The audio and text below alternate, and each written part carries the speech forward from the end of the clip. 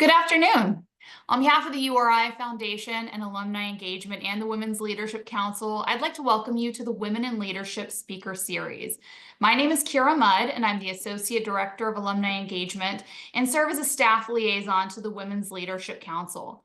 I'm honored to be part of the Women in Leadership Speaker Series, a program that showcases the inspiring careers of highly successful and influential women and provides the opportunity to share their knowledge and experiences with students and alumni. Today's program is the second of the series for this year, and I want to thank you for joining us, and we hope you return for future speakers. I'd now like to take a moment to read the URI Land Acknowledgement Statement. The University of Rhode Island occupies the traditional stomping ground of the Narragansett Nation and the Niantic people. We honor and respect the enduring and continuing relationship between the Indigenous people and this land by teaching and learning more about their history and present-day communities, and by becoming stewards of the land we too inhabit. Before we begin, I'd like to highlight the Women's Leadership Council. Led by a group of alumni volunteers, the URI Women's Leadership Council supports and enhances the personal and professional growth of URI women by cultivating meaningful opportunities to unite, celebrate, empower, and learn from each other while forming lasting connections and relationships in the community and beyond. Now, about today's program. This session will be question and answer style between our featured speakers, Abby Rodman, class of 1984, Julie Howard, class of 1986, and me, your moderator for the session. While you listen to the program, I encourage you to submit questions into the Q&A feature, and if time allows, we'll spend some time at the end sharing your questions with Abby and Julie. Please note that we may not be able to get to all the questions today. With that, we are very excited to have the opportunity to visit with and learn about Abby and Julie's academic and professional journeys that have led to the successful careers and podcasts they have today. Real-life sisters Abby Rodman, a psychotherapist, speaker, and author, and Julie Howard, a leadership and life coach, author, and former beauty industry executive, have supported each other through life's highs and lows, both personally and professionally. Together, they launched the Sisters Cracking Up podcast, which was recently ranked as one of the top 3% of podcasts according to Listen Notes. There, they delve into the challenges we all face and share their combined expertise in psychology, relationships, beauty, and well-being. Abby began her college education at URI, where she earned a bachelor's degree in journalism in 1984, and just 2 years later, Julie also graduated from URI, earning a bachelor's degree in studio art in 1986. Abby and Julie, it's wonderful to have you both here today. Welcome. I look forward to our Q&A session today, but first, I'd love it if you would take a few minutes to just share a brief overview of your backgrounds to let our audience get to know you a bit. And before we start, if you could just each maybe give a wave. Julie, if you want to say hi to the audience and give a brief overview of your background. Hi, everybody. It's so nice to be here. And I know you can all see Kira's beautiful background of the URI campus, and it just brings me back in just all the best ways.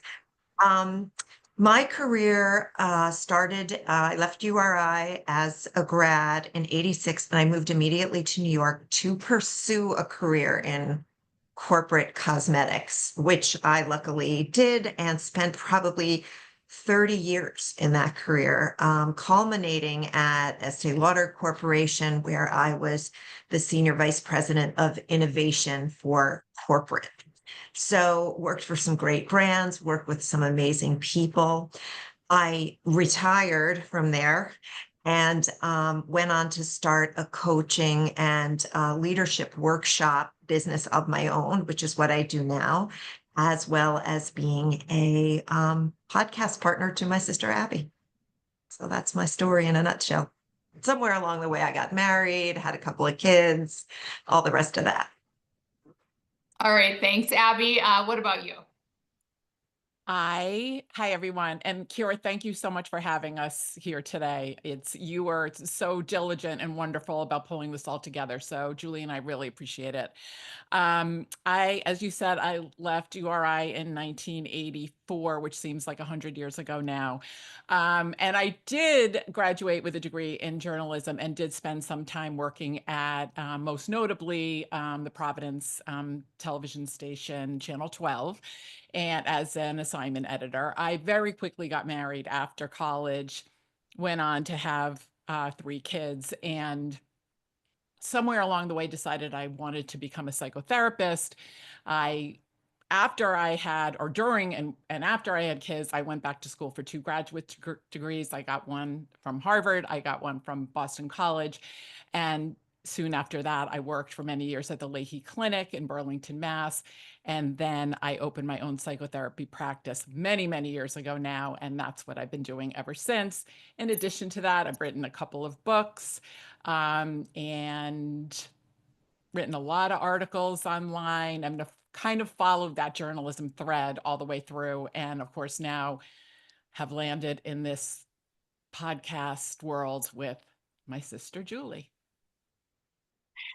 Thank you both for those introductions. Obviously, there's a lot to unpack here. You both have had some very successful careers, and there's a lot that we're going to be learning about you. But first, I'd like to take it kind of back to the beginning. Can you tell us a little bit about your time at URI? What kind of made URI special to both of you, and how has your connection with the university kind of evolved and influenced your lives and your careers over time? Me You want me to first? go? Yeah, Julie, go ahead. Oh, okay, I'll go first.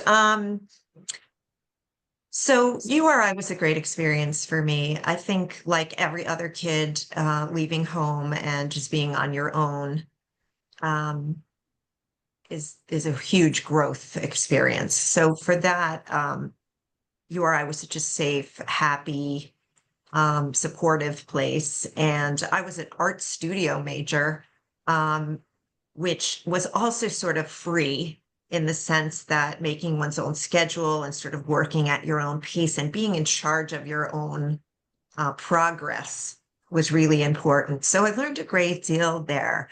But I would have to say that it was after graduation that URI really started to become pivotal from a career standpoint. And actually, when I was first working, I was working for Calvin Klein, and I met this spectacular woman named Anne Gottlieb.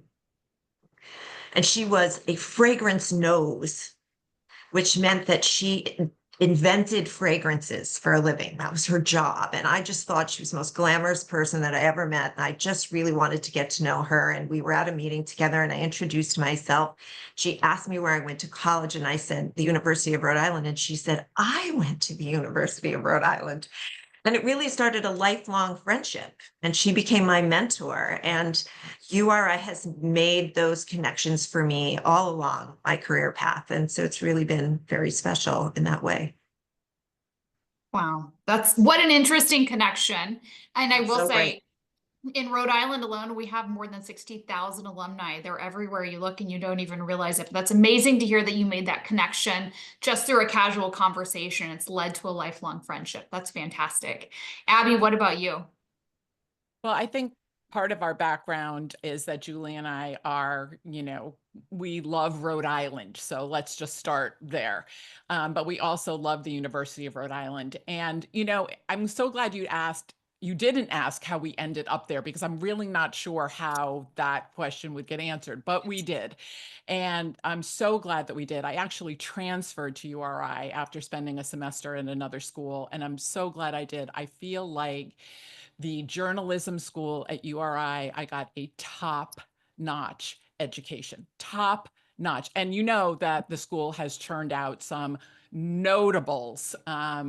Mitch Zukoff, who I was in school with, John King, just incredible people, because the education we got there was really, really I cannot say enough, and I know that we're going to be talking about how this influenced, us going forward and in our careers and all that. I cannot say enough about the School of Journalism at URI. I am still in touch with a couple of my professors from there, including Tony Sylvia, David Snodgrass.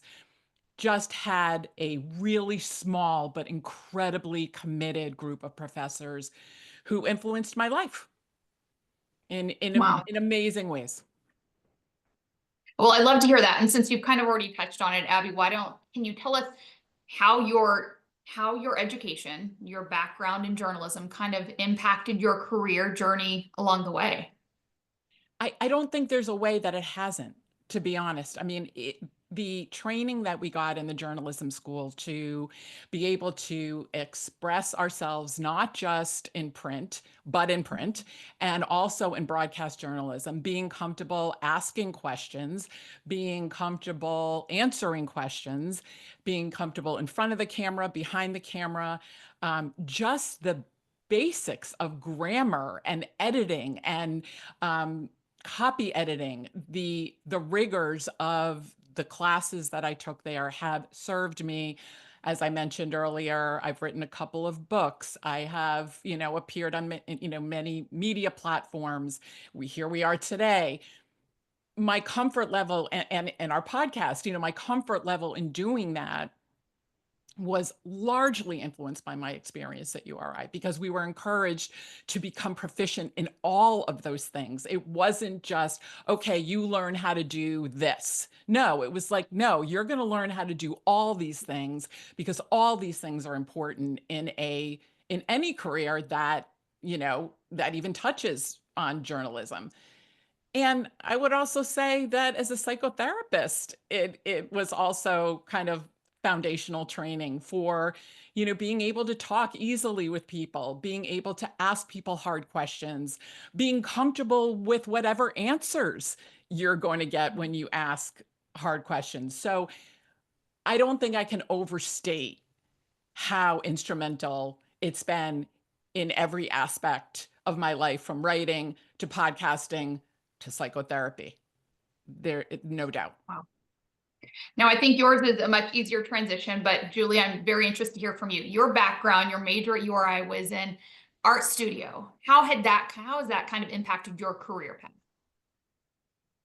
Well, I think in two ways. First, being in the arts forces you to look at the world a little bit differently, to trust your instincts, to be curious, to be uncomfortable.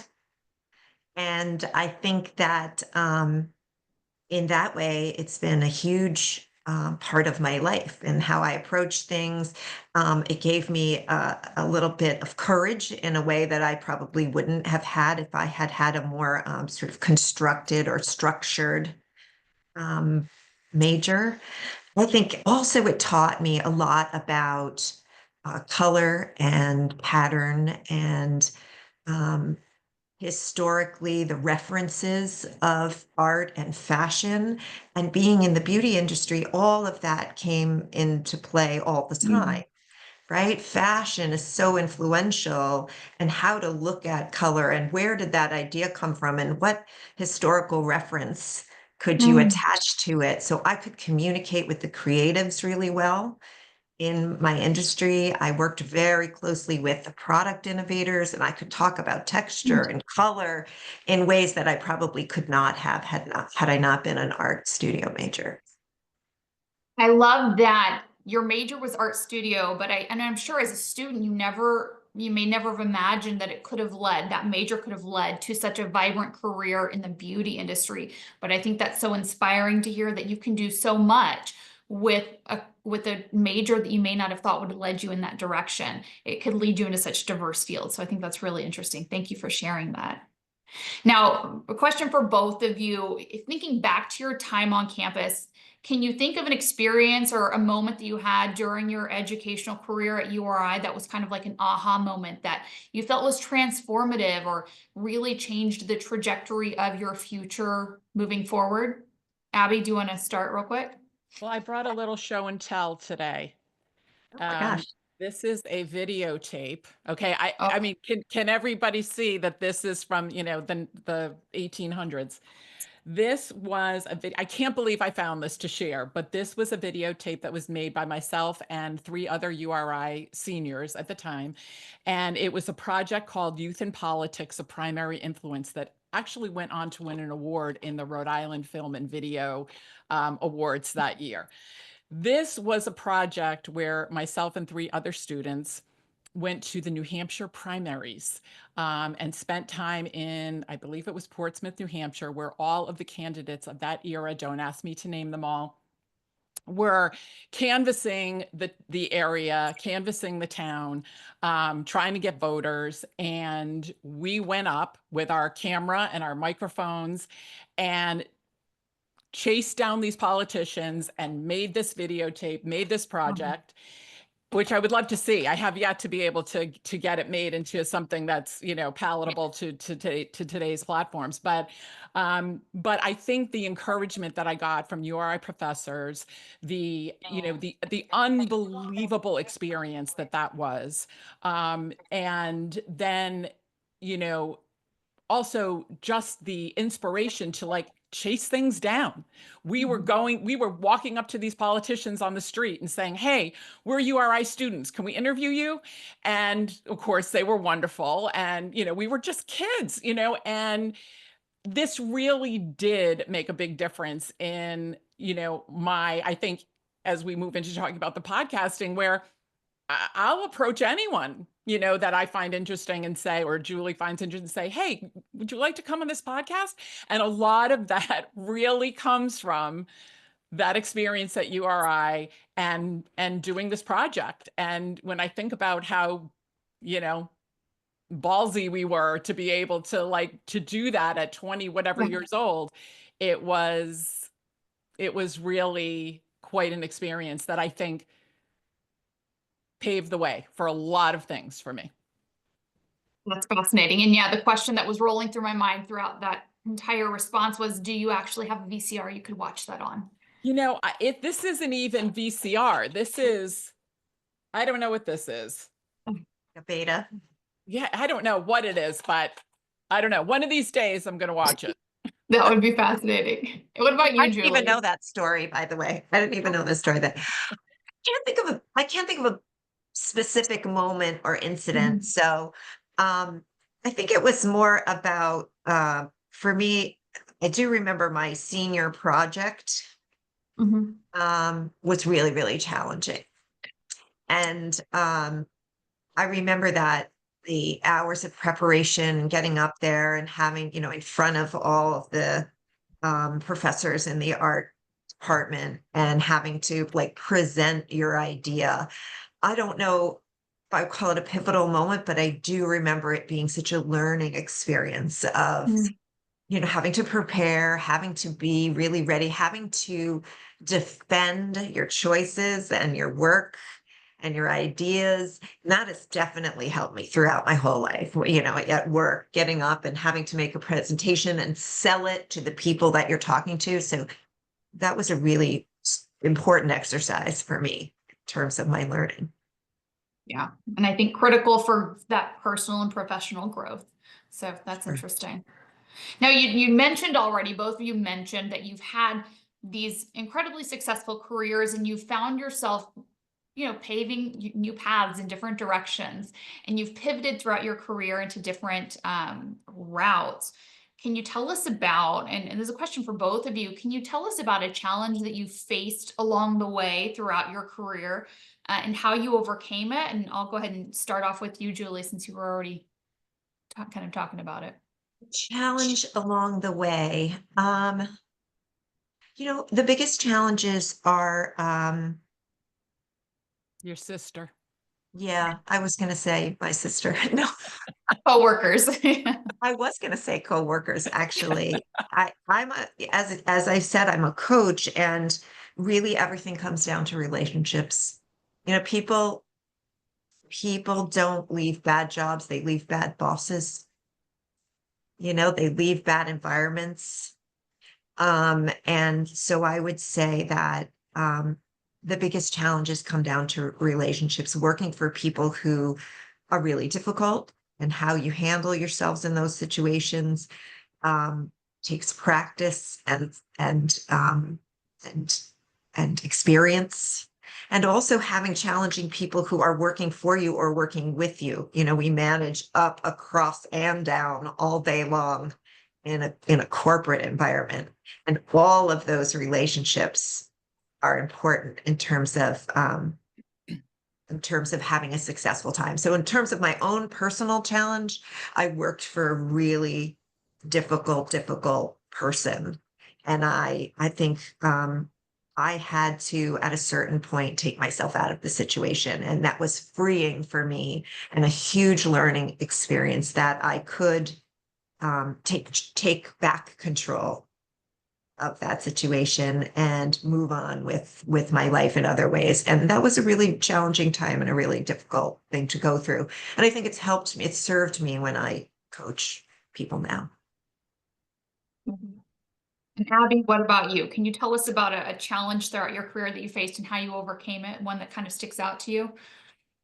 You know, I once I became a psychotherapist, I had already, because of I think my education at URI, was always interested in writing. And so I started out, you know, this is in the early days of writing blogs. And I was, for a period of time, a featured contributor on Huffington Post, and wrote articles for other publications. I wrote an article, this is going many years back now, for the Boston Globe, that was picked up and misinterpreted by an online platform called, it was at the time called Boston Barstool Sports. I think right now it's called Barstool Sports. But I was actually cyberbullied by this platform, and by its readers and viewers. And it really was a life-changing and really pivotal moment for me, because it was at the start of me saying, well, do I want to put my writing out there? Do I want to be published? Do I want people to do I want to put myself out there in that public way? And at the start of it, to put yourself out, to get an article accepted into the Boston Globe magazine, and to be published in a an incredible periodical like that, was such a high. And then to be just completely decimated by this very, very popular platform, and in a way that twisted my meaning and my words, and the intention of the article, was a really terrifying time, when I was getting threats and all kinds of crazy stuff. But I kept going. I don't know how I found it. It was almost like the worst thing happened.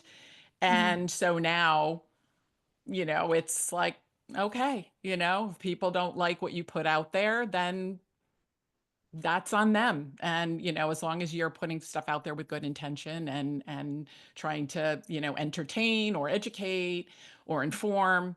I feel like I lost the thread of the question, but that was a challenge for me. That was a big challenge, but also a very helpful challenge. Well, I think it's interesting. I think especially in today's modern world, people face a lot, or I think they find themselves in positions to face a lot of backlash in many ways because of technology, right? So what's kind of the mindset that got you through it? I mean, I would imagine that's reaching a pretty tough point, having to face all of that criticism so publicly with people behind keyboards. Like, what mindset got you through that? I wish I had, like, the magic formula for that. I had supportive people in my life, including my sister. This was a platform that a lot of, teenage boys and young men were on at the time, and probably still are. And, I have 3 sons who were in that age group at the time, and having their support and having them say, Mom, forget that. What difference does it make? These people are idiots. And that was really helpful to me. But yeah, it's the support of other people, and realizing, you can't let the haters win. Good for you. So Another question for you, Abby. We're talking about all of these career transitions and the different paths that you've kind of explored. What would you say is one of the best career decisions that you've ever made? I think Better becoming say the podcast. I was going to say the podcast because Okay. but that's been a really interesting journey. But I did find my way from journalism to psychotherapy, and I think that was a Mhm, very organic and natural transition for me. mhm. I already had children at the time when I decided to go back to graduate school, not once, but twice. And so it was very challenging, but it's been an incredibly fulfilling and fruitful, career path for me. And I would say, only secondary to, the podcast with There you go. Julie. Okay, well, that's a perfect segue into the podcast. And I think that's something that's really fascinating to a lot of people. You have a wildly successful podcast that I think you have very loyal listeners to because of the authenticity that you bring to it. You're able to discuss very, very real circumstances that you face in your lives. You get to interview some incredible people. How did it all come to be in the first place? Was this something that you had both talked about doing for a long time, or was it sort of a spur of the moment idea? How did it come to be? Julie. Me? Okay. Um, Julie's good at this part of the story. Okay. it was, so we always wanted to do something together. I think we've talked about that for years and years, but life, right? We were raising kids, we had pretty active careers, we were busy. And then COVID. Mm. And then we were talking to each other every single day. And of course, we think we're hilarious. So we were like, we should have a podcast. Because we're And then so funny. because we're so charming and funny. And um, then after a while, we were like, well, you know what? Our current careers kind of align up really nicely. Abby being a psychotherapist and me being a coach. And we are almost exactly the same age. I'm actually the younger one. I know it's hard to believe, but we're less than 2 years apart. I mean, we're like really the same age, and we were raising kids at the same time. So we were going through the same life experiences, and we felt like, okay, we've hit this moment in life that we call midlife, but there's a lot of names for it. And nobody told you what this part of your life was going to be like. Like you grow up, you go to school, you get your career, maybe you get married, maybe you become a parent, maybe you do all of those things. But then what? There's all this life left to live and all these challenges that you face at this age that nobody we felt was really addressing in a genuine way. So the podcast was born out of that, out of circumstance and life experience. So, Abby, can you tell us a little bit about some of the guests, the type of guests, or some of the notable guests that you've had on the podcast in the past, and if any of them stand out to you as being a very memorable guest who kind of had an influence on your own life?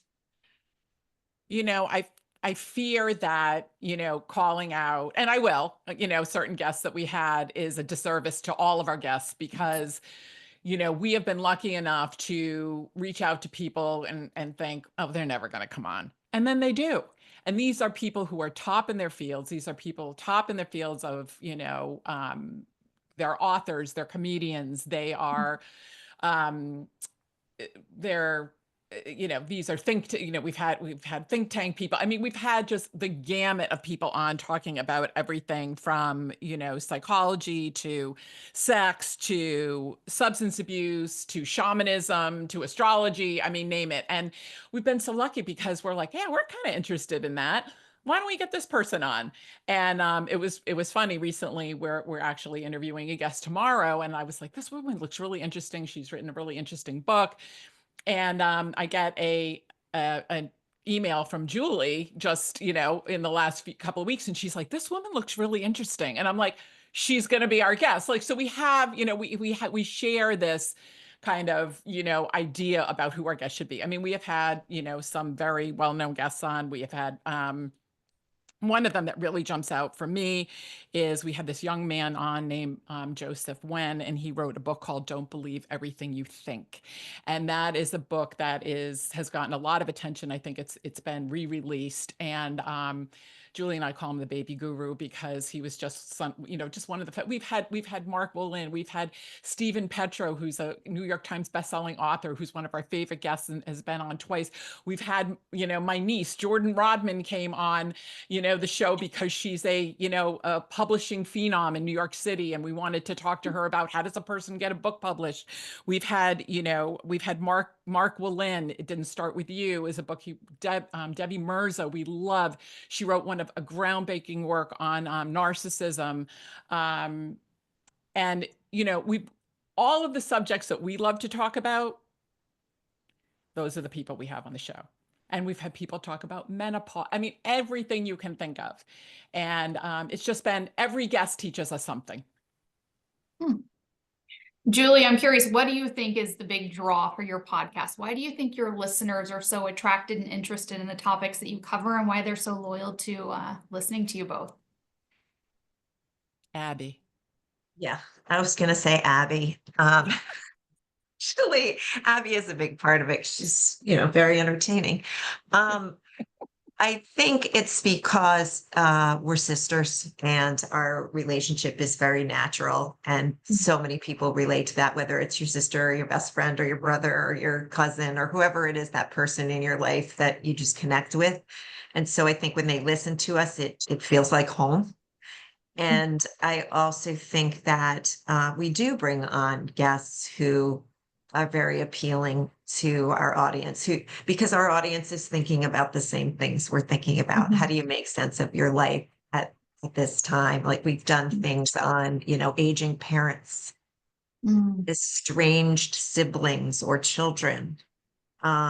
We talk about, adult children and what it's like to parent adult children. So we talk about things that I think are really resonant to the audience. Okay. So you both do the podcast, but you also have other careers aside from the podcast.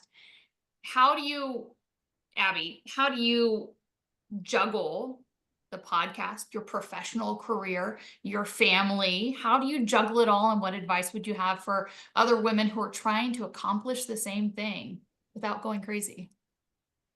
I would say get a sister like Julie, and then Right. and then you're home free. No, I mean, I think that we both have busy careers, and something has to give, right? Always. And so, there's time that, I'd love to spend on the podcast doing more, but don't have it. Same goes for Julie. But, when you think about what's important to you, that's where you're going to put your time and your energy and your focus. And so I don't know, we all have to pick and choose, where we put our time and energy. And, these are the places that, I've chosen, and I think Julie has chosen too, to put our time and energy. And yes, we do have families and growing families, and we have, lots of, friends, and, I mean, but we balance it because we want to. Julie, would you have any other advice you'd share for women who are trying Yes, to kind of balance it all? I would add on to that. So it was harder when my kids were younger. Now that they're grown and out of the house, it's actually a magical time for your career if you still have the energy for it. When the kids are young, it's really hard. But I would say, similar to Abby, that, I was never the class mom. I was never at the PTA meeting. I couldn't fit it into my life. I had to make those choices. And I tried to make up for them in different ways. I worked at a cosmetic company, so I'd bring home little gifts for the ladies who were always the class mom, right? And I would try to let my community know how much I appreciated them, the people that were helping me hold up this busy life that I had. I really tried to be appreciative of that supportive community. I remember feeling though, I remember being home and feeling like, oh my God, I'm not doing enough here. And being at work and feeling like, oh my God, I'm not doing enough here. Like at Mm. that same like, so it's very hard. But I would say if you really want to have a family and you really want to have a career, you just do the best you can. You just do the best. Unfortunately, our society doesn't support us as well as it could in terms of childcare and all those things. I hope that we're moving in the right directions. But, and there's a someday in that, but we're not there yet.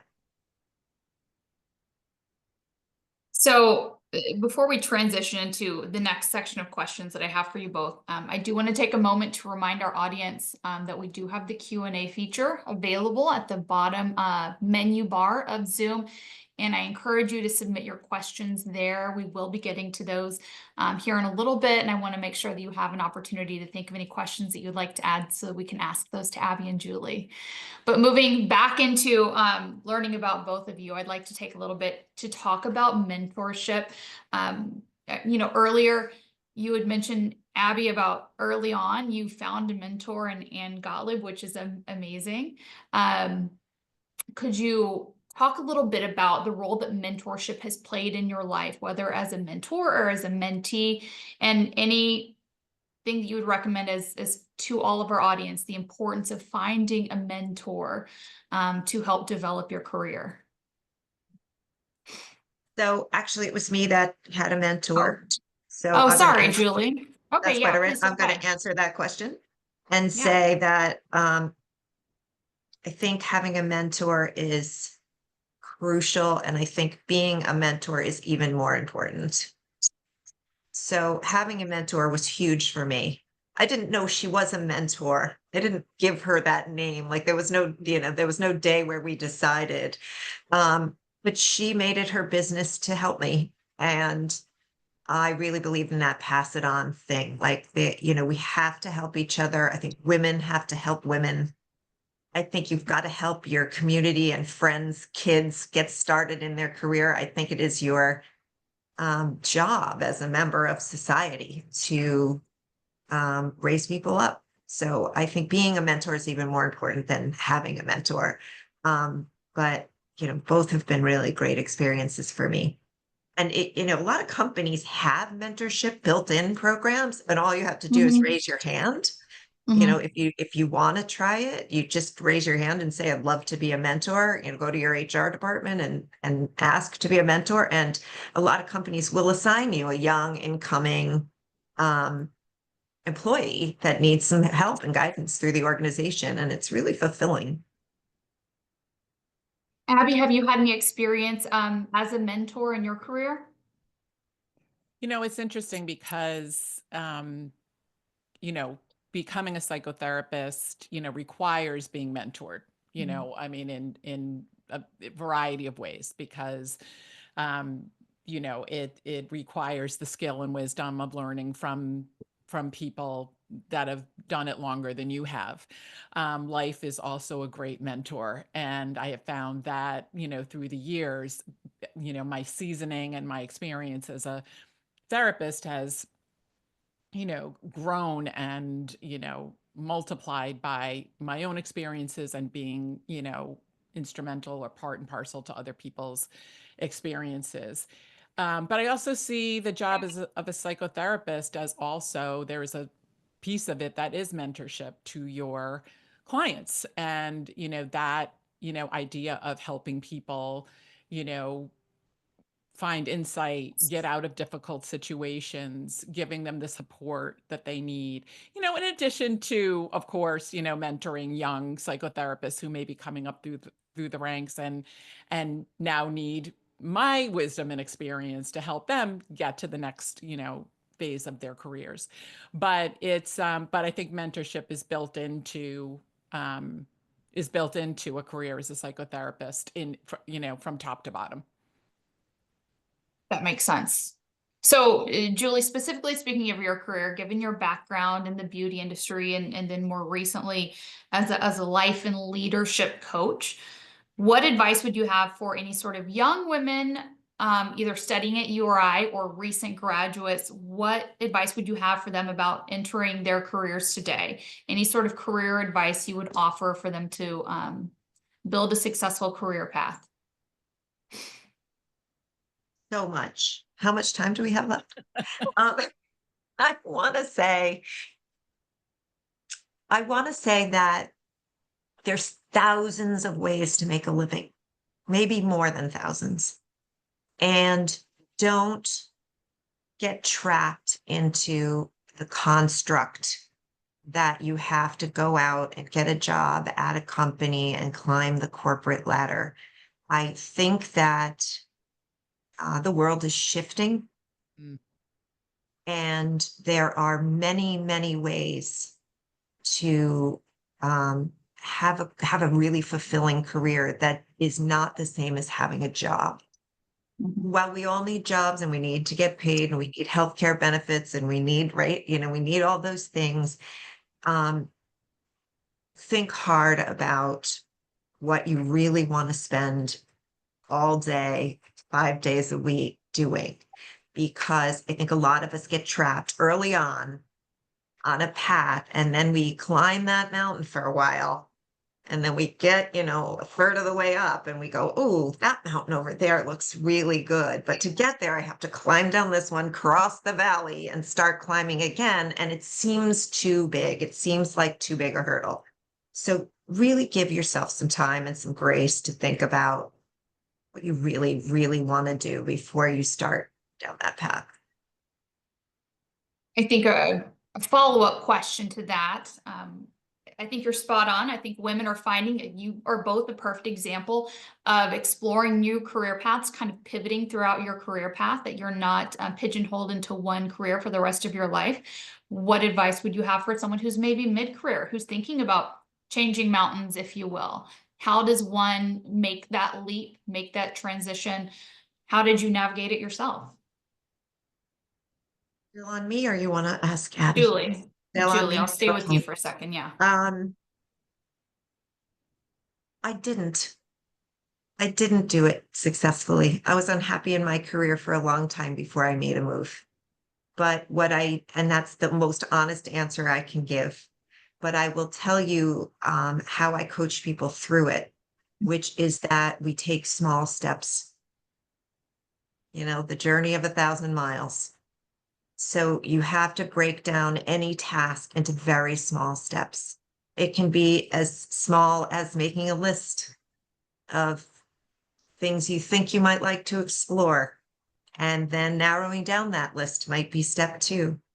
And then making a second resume that might be more suitable for those things on that list. So it's small, small steps that keep you moving towards that goal while you're sustaining the life you're living. And ultimately, over enough time, you'll find yourself very ready to make the shift. And it will happen. You might have coffee with someone and mention, "Oh, I'm thinking of making this change." These little, small, incremental stages are what really helps people get from where they are to where they want to be. I appreciate your honest response. I think it's helpful to know that people can't always expect that the transition will be simple and easy, and they should expect immediate success necessarily, but that it is doable, and you're a perfect example of it working out well.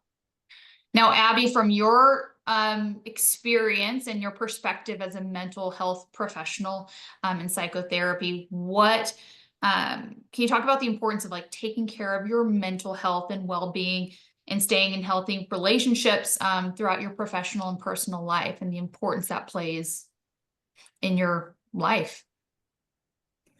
Yeah, I mean, mental health is, I might be overstating it when I say it's everything. I'm sure it's not, and I know it's not everything, but it is paramount to, our functionality and our success. And certainly, we have all probably had moments in our life of feeling mentally or emotionally unhealthy, and obviously getting whatever help and support that you need, during those times is instrumental in moving forward. I have said forever, I do not believe therapy is the answer to everything or to every problem, but it is a good place to start. It's very hard to, if you are feeling depressed, or you are, suffering with anxiety, or you're in an abusive relationship or an unhappy situation of some kind, it's very hard to, be, performing, as a superstar in your work. And so, just getting the support that you need, whatever that means, be it friends, family, professionals, medication.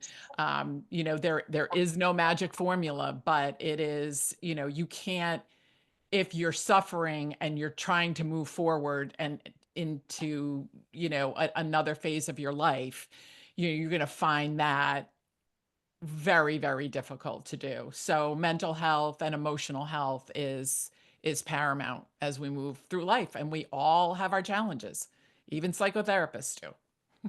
Mostly psychotherapists too. Mostly psychotherapists. Okay, so one question before we move into some audience questions.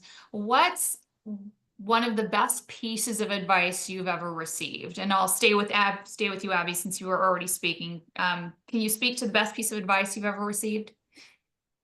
That's a really hard one. But, I mean, I think that moving forward in life and career and doing something, like a podcast where Julie and I have, done something and are doing this is, you've got to lose the fear of the cringe. You've got to, I mean, and Julie has helped me with this immeasurably. Like, there's always going to be cringe.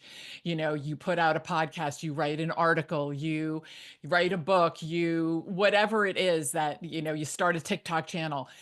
There's always going to be a cringe, and there are always going to be critics, and there are always going to be people saying, like, what's she doing? Like, what, why does she think she can, and you've just got to lose your fear of the cringe. And, I think that it's excellent advice. Whether it's you want to have another baby and you already have 10, whatever it is, lose the fear of the cringe, live your life the way you want to, go for whatever it is that you want to go for. And, that's really good life advice, I think, across the board. I like it. You, Me Julie? too. I don't know if I can beat that, but the best advice I ever got was um, make your own money, marry someone funny. Oh, I haven't heard that one before. I like it. It Wise is advice. very wise. I think it sounds sort of funny, but the seriousness of it is making your own money, of course, gives you independence to make choices and never feel trapped, and gives you power in a relationship and in everything you do. And also, I think marrying someone, the person you marry, is maybe the biggest decision that you ever make in your life. And maybe that or having a baby. I'm not sure which one's bigger, but they're both pretty big. You can get out of marriage. You can't really get out of parenthood. So maybe the baby is bigger, but it's one of the biggest decisions you'll ever make. So you really, they say marry someone funny, but I think, making a really good choice there is so important. Choose wisely. Yes. Thank you both for that. So I wanted to move into a few audience questions that have been submitted. The first one is, I think a lot of people are very interested in the podcast, how it came to be. And so one of the questions is, how did you connect with people to produce your podcast? I think it goes into, did you do it on your own? Did you have people help you? How'd that work? Well, I'll take that one because, we produce our own podcast. I'm not suggesting that is the best way or the only way. There are lots of ways. There are lots of professionals out there to help you produce a podcast. And we have entertained some of those, people and professionals along the way. what ended up being best for us was producing our own podcast. And by that, I mean that, I do all of the editing and all the way until from when we record all the way to the finished product that you hear online. That may speak to me being a control freak, but once you have an idea of what you want your podcast to look and sound like, you may find that you're the best person to do that.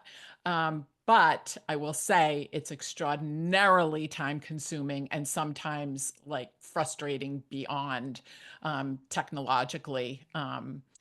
But yeah, that we do it all. Wow. And did you teach yourself, Abby, teach it all from the ground up? Yes. Yes.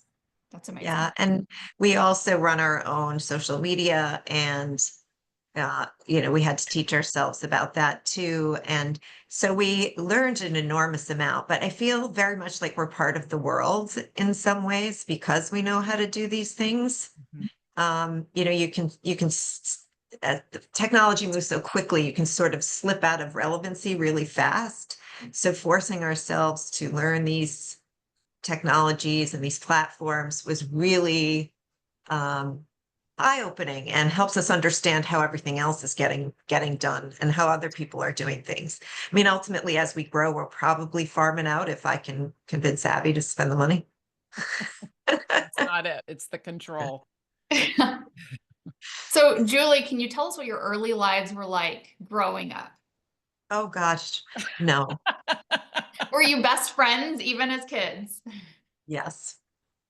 Yes, we Really? were, especially in our teen years and college years. We were really tight. We had sort of overlapping friend groups in high school and in college. We were always very close. I guess the time that we were sort of furthest apart were when our children were young, and we were so much in that part of our lives. Abby lives in Boston, I live in New York, so we're not physically close to each other, but no, we've always been really, really close friends. Wow. I feel like that's not always the case with sisters, but certainly gives me hope as a mother of daughters, and that's really inspiring to hear. I think one of you might have maybe hinted at this at the beginning, but audience member wants to know, did you grow up in Rhode Island and how did you choose URI? Abby, do you want to? Sure. We actually spent a lot or some of our childhood growing up in New York. Then our father decided to open up a business in Rhode Island and moved us to Rhode Island, but permanently. So we actually went to high school in Rhode Island. We went to Prout, the Prout Memorial High School for girls, it was then. Now it's a co-ed school. But we also had spent summers in Rhode Island almost our whole lives in the Westerly area and still do.